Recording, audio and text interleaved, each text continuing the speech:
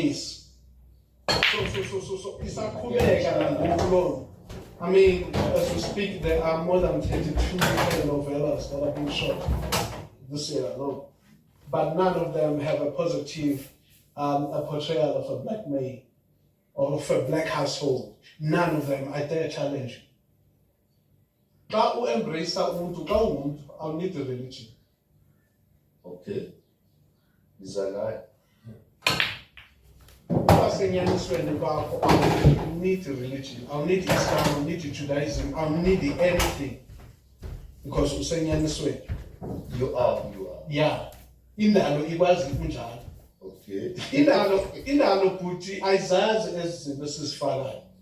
Religion. Indalo ayizazi ezizinto esizifakayo. Jonga, a very simple thing. Science, umuntu ophila ngengqondo. Alright. Ingoma esukaphi kwindalo, isandi samanzi, ukunyathela kwakho, ukubhomba kwezilwanyana, mhlawumbe inkomo rentoni, sisandi eso. Because you are connected with that, so ine-energy ekunikayo, ukuze ukwazi ukuphilisa abantu, because yona kuqala ukuphilisa.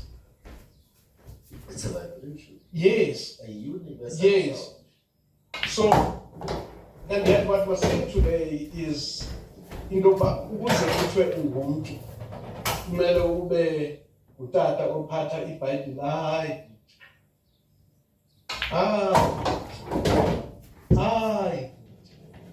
kumele ube utata ophatha iHoly Quran, kumele ube ngumuntu ofunda iBhrakavita, kumele ube ngumuntu ofunda iTorah, inkqubo kaThixo ayifani.